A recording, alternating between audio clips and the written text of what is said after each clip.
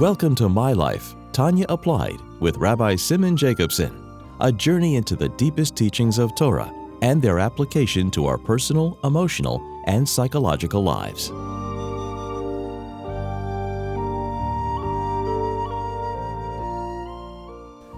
A good Tavach, a good week. We continue our journey in the life-changing Sefer Tanya.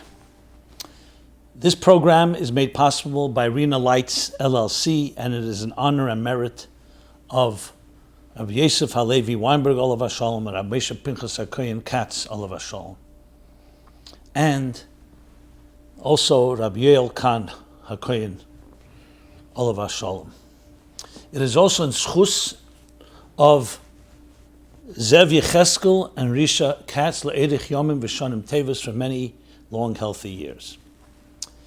We're at the conclusion of the second chapter of Tanya, talking about the nature of every Jewish soul, the second soul, Nefesh Elikis, Chelik Elikam Mimal Mamish, which is an undiluted divine dimension within each one of us, in contrast to the animal soul in the end of chapter 1 in Tanya, which is encased in klipa snega, in a shell, in a husk. Here we're talking about a divine force that is not encased. However, as we're learning now at the end of the chapter, the Alter Rebbe does conclude that there is a case, there is a levush, a garment. However, it does not impact the very divine nature of the soul. And not only that, it doesn't even impact the level of the soul.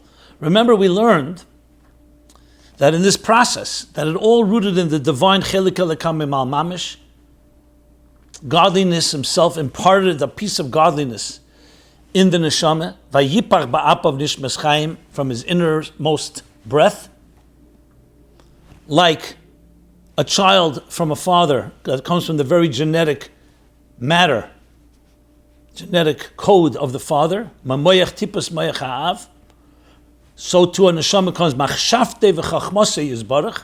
God is one with his chachma. Then the soul, in the 9 months of pregnancy, just like a child develops all its organs and limbs, a soul too goes through Seder Ishtalshlus. Think of it like a structure, like a tree, and branches off, but all still rooted in machshavte v'chachmase yizbarach. Even the souls that are like akvayim, like the heel,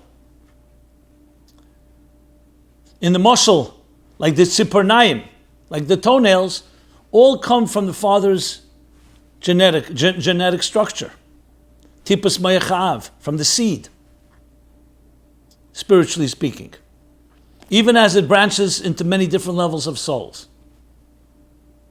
And furthermore, all those souls are connected to the moyach haben.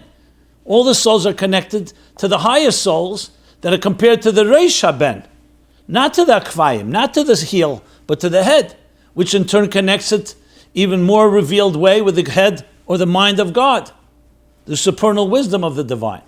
And even Peishi Yisrael, we learned, even those that rebel against the Rashi Yisrael, they also receive energy in a more indirect way, but they receive Mebchinas Acharayim, like we learned. But then comes the last piece in chapter 1, to chapter 2 of Tanya, that completes the picture. But it says in the Zohar that the neshama is dependent on the sanctification of the father and mother when they're intimate, on their thoughts. When they think, the time that they're intimate about the divine, it affects the neshama. That's what it says in Zohar and Zohar Chodesh. So the obvious seems to be the question, so how can you say that it retains its divine nature, which comes from above, has nothing to do with human behavior, including the parents? But the Rebbe explained, as I discussed last week, that that's not that ostensible interpretation that some read in Tanya is not the real picture here. It's much bigger than that. The Alter Rebbe is coming to say that even the neshama, as it's divided into different levels, is also not impacted by anything but by the divine nature of it. And to explain that, he says, and the fact that the Zohar talks about the sanctification of the parents is referring to not the neshama itself and not the level of the soul. Not just the soul as it's rooted in Chelik Elikam and Malmamish, but not the level as well. That's not affected by the parents. And yet we know parents do have an impact on the child. So how's that explained? So he introduces, and we'll read inside, Mishum she'en lecha nefesh v'ruach, u'neshama she'en lo levush b'nefesh ta'atzmus avav v'imoi. It is because every nefesh, ruach, and neshama, remember, the soul breaks into parts and dimensions. Every ruach, nefesh, ruach, and neshama we spoke was the behavioral, the biological, the emotional, and the intellectual part of the soul. Each one is a separate dimension. Without exception, possesses a garment derived essentially from his father and mother's nefesh. She'ein lecha nefesh v'neshama, she'ein lo levush b'nefesh da'atzmus avav v'imoi. So now, there's a new thing that he's introducing, a levush. So in the end of last week's shir, I explained what's a levush. A levush is not the core entity. A body is completely intact without the garment. And yet the garment has an impact in the expression, as we discussed. So what is this levush? And how do the parents impact it? Because, as we said, the genetic code comes from the parents, from father and mother, and affects the child's personality. How could you say then that the neshama is not impacted by that? And yet the Alter Rebbe says it's not. Because the impact of the levush is on the expression, as the Alter Rebbe continues. On the expression. So let's explain what that means. What that means is you can have a very powerful neshama, chelik elikam and mal mamish, and you can grow up in a home. I'm not even talking genetic-wise. I'm just giving you an example. In a home that's a very dysfunctional home, God forbid, or a home that doesn't provide education. So the neshama remains a chelik elikam and mal mamish, always. It always remains divine. But its form of expression, it doesn't have the tools to express it. On a deeper level, the personality and the characteristics of parents carry over to the child. And the thoughts, as the Zohar says, and the kavanah during intimacy affects the child, but not the very soul. Only the skills, the expression, the way it's going to reveal itself. And the Alter Rebbe continues now to explain what that means. So the first thing is that it comes from atzmus avav v'imoi. So what is the nature of this garment? What is the nature of this garment? So we have from the Tzemach Tzedek on his Hagos here, on Tanya, and I'm going to read from the Tzemach Tzedek, he says the following. In Kitzurim Va'oris on Tanya, he says, he brings the mission in Adius, the second chapter, the Ha'ov Zeichel Leben Benoi Bekoyach, that a father merits to a son that is in his beauty, in his strength, as we see. That very much part, not just personality, the very features of a person, the look of their face, their strength, other features of the very body and personality come from the father. The Ef Shalemer says that Tzemach Tzedek, levush zeh hainu nefesh hasichlis. That this levush that the Alter Rebbe is talking about is the nefesh hasichlis. What is that? The nefesh hasichlis. The nefesh alabamis we learned about, the animal soul that's inclined and drawn to its own interests, as we learned at the end of chapter 1 in Tanya. Klipas nega. Not necessarily forbidden things, but it could be negative personality traits. The divine soul, we've learned, is purely divine. All it cares and interests are divine interests. But Tanya doesn't talk about the third nefesh, but in the Likutei Torah, the Alter Rebbe says, from Eitz Chaim, from the Arizal, that there's a nefesh, there's a third nefesh, a nefesh hasichlis. It's called the intelligent soul. And what is this nefesh hasichlis? The nefesh hasichlis is like a mamutza, an interface between the animal soul and the divine soul. It's not purely divine, but it's using intelligence. Later we're going to learn that the animal soul is driven very much by impulse from the emotions of the heart.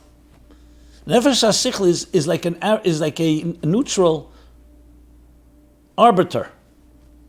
So he says the levush that the parents affect, in the language of the Alter Rebbe, that she'en lo levush min nefesh da'atzmas ava v'imay, that's the nefesh hasichlis. So it's going to impact the manner in which the individual, the child, will live their lives. The soul is divine regardless, as we're going to learn soon more details about it. But the manner which it expresses it. The example I gave before with education is not a complete example, but it gives an example of you can be very talented fundamentally, inherently, but you were not taught the way to express that talent, the way to speak, the way to communicate. People can be brilliant, but they're shy. Al derech is similar to that. The neshama can be completely divine, but the levush will determine what does it look like. As I mentioned, a king can dress in the garments of a pauper. A pauper can dress in the garments of a king. The garments are the way it's expressed. And now we've defined the geographical location, so to speak, Nefesh HaSichlis. The Alte Mittler Rebbe, in Biurei Azeir, interestingly, which is also brought in the Ha'aris on Tanya, says that this levush is the Nefesh Habamis, Shenikra levush, the animal soul. So the levush here in the end of chapter 2 is something in common with the first soul that he talks about at the end of chapter 1. Because the Nefesh Habamis is going to be a garment through which the divine soul is going to have to contend with and shine through. And the more you refine the animal soul, the more the divine soul can effectuate and do what it has to do. And this level of the levush, of the Nefesh Habamis, that the Mittler Rebbe says, B'tivom b'nafshim hachiyunis, is dependent on the nature and the personality of the natural soul of father and mother, b'seichel u'midas, in the mind and the emotions of father and mother. And therefore is dependent on the way parents sanctify themselves and their thoughts when they're intimate. But this too is not about the very soul itself. Now, why the Alter Rebbe brings all of this? Because he wants to be thorough and explain all the different levels, but above all, as I said earlier, because he wants to show that even the level of the soul is not dependent on this kedusha. This is all about the levush. Nefesh HaSichlis, Nefesh Habamis. Sometimes the Nefesh HaSichlis is included in the animal soul, which would reconcile the Tzemach Tzedek and the Mittler Rebbe. So bottom line is that we have now explains a very important point, the role of parents vis-a-vis the role of God. So God gives the neshama, and that's a chelik elikam mimal mamish no matter what. But now comes another dimension called the levush. But this levush is more than just impacts the expression, the so-called the tools of the soul. So there's the soul and its tools of expression in this world, which is affected by parents. Now he's going to go and discuss and say, furthermore, and all the mitzvahs that the soul performs is influenced by that garment.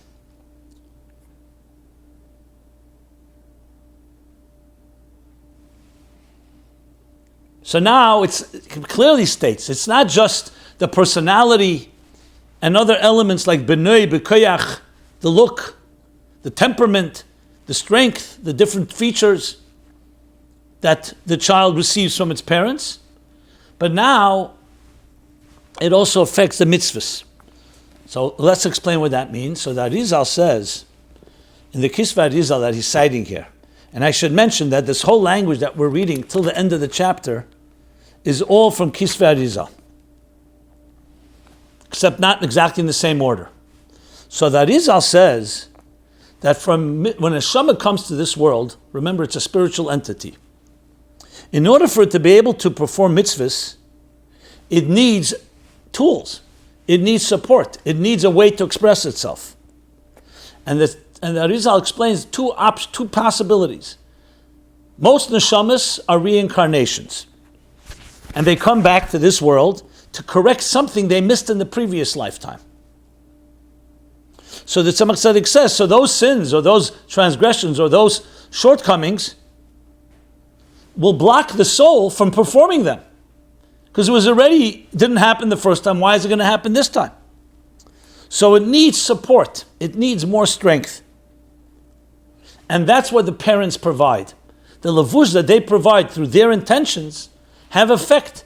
It will help the soul. It will support the soul. It's like when you're faced with a challenge and you didn't overcome the challenge the first time, how are you going to overcome it the second time? So we have an additional element. Besides chelik elikam emal mamish, we have the levush. So as the parents sanctify themselves and they direct their intentions and focus toward the divine, it gives a more fighting chance, more strength for the soul to express itself in this child because it had to be subject to the Gilgulim. But what about new souls? If it's a new soul, it also needs help. Because the Lashon of the Arizal, because a new soul is not used to this world. So I'm going to look at a world that's a corrupt world, a hostile world, a material world focused on superficiality, a duplicitous world, and so on. It's not used to it. So it too needs support. So no matter what situation we're dealing with, the garment is a protection and a support to the soul, either due to the challenges or due to the fact it's coming into a new environment. So it's like acclimating in a new environment that needs extra strength. Like when you go into a new place, having support from others and introductions and so on helps it along. So that's why mitzvahs, kol ha-mitzvah she'es hakol yedei eisa levush. But this again, as we'll soon sum up, does not tell us about the very nature of the soul or the level of the soul. Because that's still chelik elikam emal mamish connected to the supernal wisdom of machshavte v'chachmasi yisbarach. Then he says, furthermore, va'afila hashefa shenesim le min hashamayim hakol al yedei levush zeh.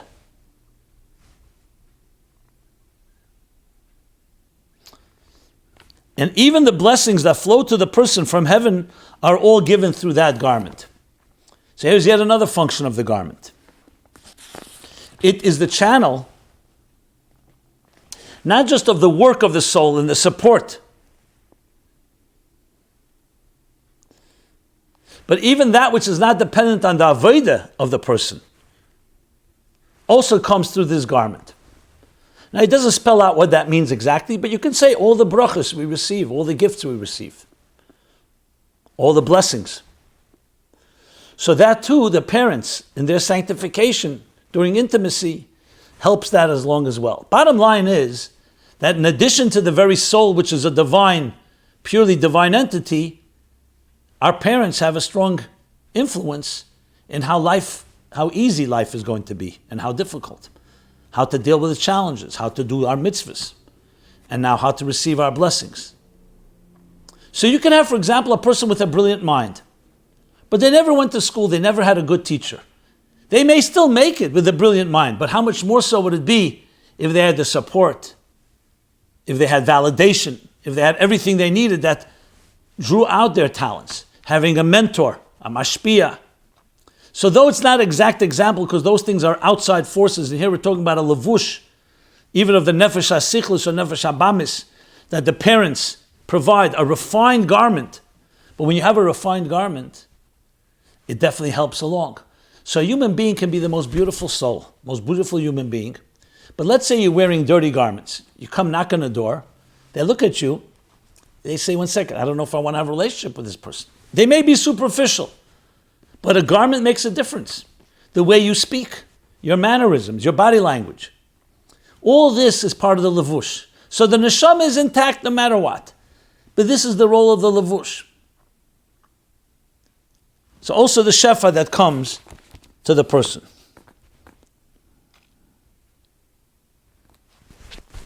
But all this is the quality of the very garment. This very garment that we're talking about, nefesh ha-sichlis or nefesh ha-bamis, and the way we do the mitzvahs through these garments, and the shefa, the gifts and the flow that we receive. Then the Alter Rebbe spells it out. V'im yekadesh es atzmei, if the parents sanctify themselves during intimacy, that will lead to conception. Yamshich levush kodesh lenishmas b'noi. So now he explains, they will draw down a holy garment for the soul of their child. So they're now giving the child an additional resource. That in addition to the neshama, which is completely dependent on God, not dependent on the parents, they're giving the child a pure garment, which of course adds and increases, like we just said, on all possible levels. And the Alter Rebbe goes even further. Va'afili neshama gdela. And even if it's a very lofty soul. Remember, the soul is not dependent on the levush. Nevertheless, tzricha lekiddush aviv. And even if it is a very high level soul, lofty soul, like we spoke before, souls that are not on the level of the heel, the higher levels, it still needs the parents. He says kiddush avav, but it's really kiddush avav v'ima. He says avav chulu. Their sacred intent during intimacy that leads to conception, because the garment influences the soul's service, mitzvahs, worship, the shefa, and all the blessings it receives. So now we understand the role of the nefesh. Now we understand the role of the nefesh hasichlis, I should say, the role of the levush. So regarding the question that one may ask, even though the Rebbe negates that that's the question Alter Rebbe is addressing, but even if you have that question from other places, that one minute we see that the sanctification during intimacy affects the soul, and it can make a soul come a holier soul or a less holy soul. So he says that's not the neshama, that's the levush. But moreover, the most important thing he's emphasizing here, that even the level of the soul is not impacted by the parents. It's all the garment. As important as it is, it's still not the neshama alone. So the Alter Rebbe now says, Aval neshama atzma. But as for the divine soul itself, meaning the very neshama, the very entity,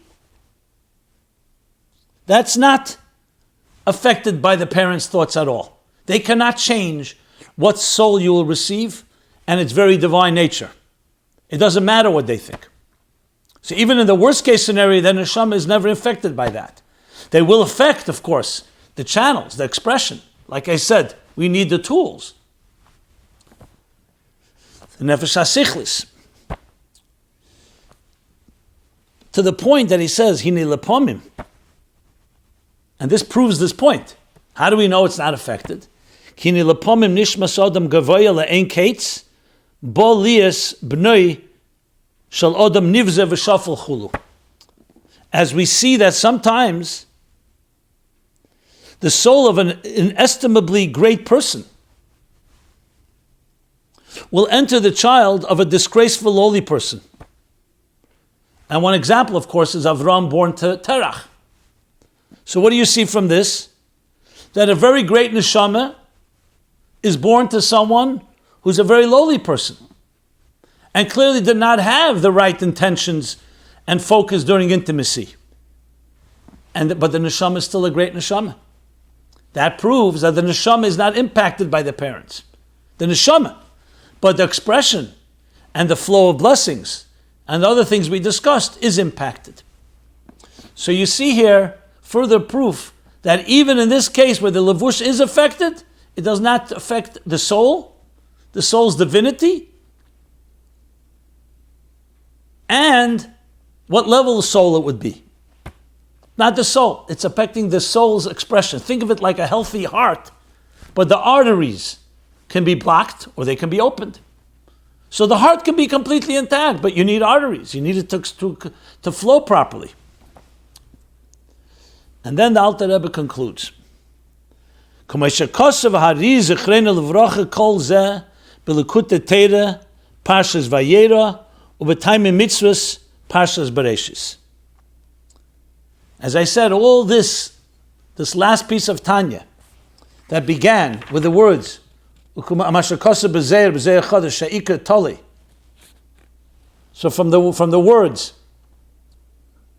where he speaks about the levush, that hainu mishum she'en lo nefesh ruach neshama, every that language from there on is all from the Arizal. He actually tells us where. Likutei Torah Parshas Vayera, Likutei Torah LaArizal, and Taimei HaMitzvos, which is published in many of the editions at the bottom of Likutei Torah Parshas Bereshis, Parasha Bereshis. So with this we conclude chapter 2 in Tanya. I mean, it's awesome when you think about what we learned here, because the Alter Rebbe covered every dimension, every aspect of this discussion. He completely covered it. So no matter who you are, think about it. At the core essence of who you are is a chelik elikam emal mamash. Even as it channels into ishtalshos, meaning into a structure, into the tree of life, we'll call it. Doesn't use that expression here, I'm just using it. Every branch, no matter what soul, all connected and all rooted in the chelik elikam emal mamash. The breath of God, the child of God, the thought, and supernal wisdom, which is united with God as explained at length in the previous shiurim. Furthermore, we get more strength as we're connected to the Reisha Alpha Yisrael, to the Moshe Rabbeinu, to the leader, the Reish, and the Rosh, the head in the child's organism itself, that's rooted in the Father, so that gives us further more strength. Even someone who's transgressed or even defied and rebelled also is connected. And now we've also addressed the issue, which you could say all that is fine and good, but I grew up in a dysfunctional home, an abusive home, or my parents didn't sanctify themselves properly. So fine, I have locked inside me a pure soul. Very nice. But in actuality, it's so difficult.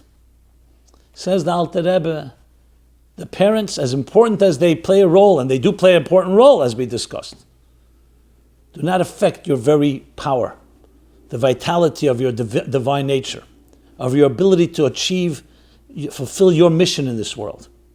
This is the essence of so much of Chassidus, talking about what we really carry within ourselves. On the other hand, obviously parents have a great obligation. They can't say, hey, who cares how I behave? The soul is always going to be intact. No. You can make it easier or more difficult for your child. So when parents behave in a sacred way, and especially during intimacy, and their intentions are pure, and they say, we're bringing a God's child into this world, and they prepare the right environment, the more they do that, the more they're also giving the tools, that the soul doesn't come unarmed. The soul has it's armed. Mashbiyan say, the beginning of chapter 1, it's given all the strengths it needs, but it still has to contend with the world around us. The levush is that comes into play. So that's why parents have such an important role. So both ends of the spectrum are addressed, both who we are and also the importance of how parents play a role. And yet, they do not in any way can compromise who you actually are. But they can definitely affect how you'll express and how easy it will be. This is what we take away from this very powerful chapter, Perek Beis, in Tanya. Next week, the next year, we're going to continue and learn Perek Gimel, beginning chapter 3. Everyone have a very good week, and a healthy week. All these programs can be found at TanyaApply.com. You could also pose any question, anything you'd like to address. Everyone be well. Kol Tov. This has been My Life, Tanya Applied with Rabbi Simon Jacobson. Please join us again next week. Visit ChassidusApply.com for archived classes and more resources.